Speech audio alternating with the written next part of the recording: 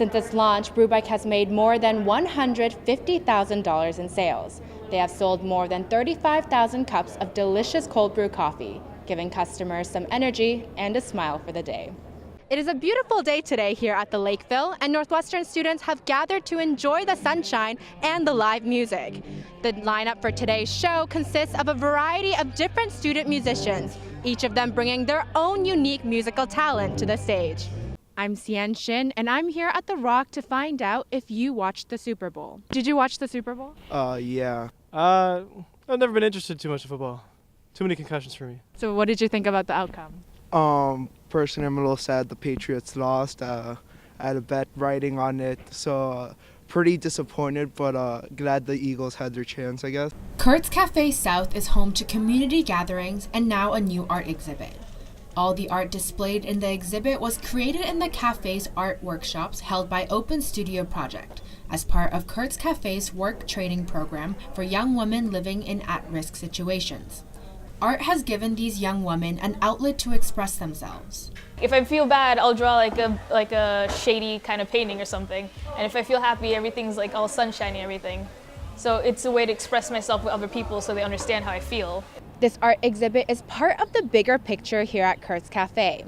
The student trainee program fosters the development of important life skills, such as computer literacy, kitchen counter service, and job readiness. By providing these women with jobs and life skill training, Kurt's Cafe helps them move on to bigger and better things. And this art program has been a great addition to this training. Because I'm really stressed out sometimes, dealing with school and work and back and forth, and so art helps me to calm my emotions and be more peaceful. But beyond fostering artistic creativity, Kurt's Cafe creates a space for the women to forge strong and supportive friendships. I just connect with these young women. I know that they've been through things, I know that they're going through things, but that doesn't define who they are. And they're all so resilient and full of grit and grace. Trudy Ann Smith was an intern at the cafe before becoming the general manager. I just love being here. My girls are just they make my day.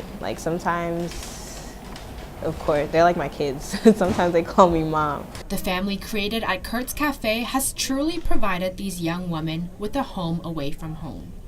Sian Shin, Northwestern News Report. Children at Evanston had a chance for a warm-up round of trick-or-treat as the city of Evanston also decided to throw its own downtown celebration. I went to go check out the tricks and the treats that Evanston had to offer. Evanston families made their way downtown Saturday for the second annual Halloween trick-or-treat stroll. Many businesses opened up their doors to give candy to kids. Some places even organized games and fun activities, like spin the wheel. There we go. They also offered parents a special treat of store discounts. Jeremy Round bought the art studio and play space Gather earlier this year. He says this Halloween event has been a great way to build new customer relationships. It's been crazy and amazing so far. We've met a lot of new people today. Probably weren't really geared for how many people were coming. We had no idea it was going to be so intense. Many parents took the day off from work to celebrate Halloween with their kids. For us, it's just a time to have fun and, get more candy than we ought to. And it's always fun to think about what we want to be to dress up. And this year, the Fishbach family decided on matching costumes. So me and my brother really like Star Wars, so we're Star Wars characters for Halloween. To wrap up the day, downtown Evanston organized a Halloween party at the Holiday Inn. Attendees could eat cotton candy and make spooky decorations at the arts and crafts stations. Round has both a business and a family in Evanston. He says he appreciates how this community is so welcoming. It's a special place where people really are neighborly and want to get to know each other. And we met a lot of people today that don't live in Evanston but still kind of feel like the extended Evanston family.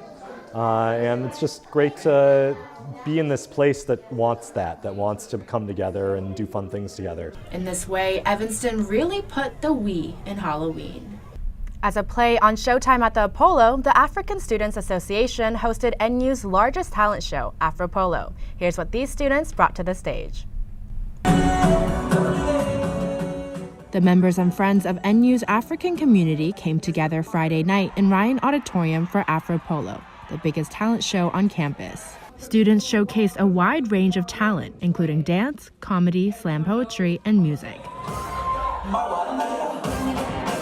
Sophomore Amamake Oshobe is the ASA ambassador who helped to plan the show. We're showing off our talents and that, Africa is not just a useless continent, because that's the perception that a lot of people have. And so I think after seeing this whole performance, they're gonna have a different view of Africa, especially people that are very ignorant and sheltered. There were no judges for the show. Instead, the winner was chosen by the biggest audience cheers. Akwazi Bochi, also known as Q, won the first place prize of $250. This was his first time rapping on stage. Q says he is both excited and shocked by his victory. It's hard to describe, man. I don't know, just my first time being on stage, and all the support I got was really helpful. I don't know. I still can't talk right now. Oshobe says ASA hopes that Afropolo helps build a community for not only African students, but Black students as well. That's kind of the goal of ASA. We just want to build a community, and we don't want people to feel ostracized or they're left out. In this way, Afropolo was a night of celebrating and making people more aware of African culture. Well, that's all the time we have for tonight. Make sure to join us at 7 p.m. next week for our special coverage of the midterm elections. For all of us here at NNN, I'm Sian Shin. And I'm Esther Wells. Thank you for joining us.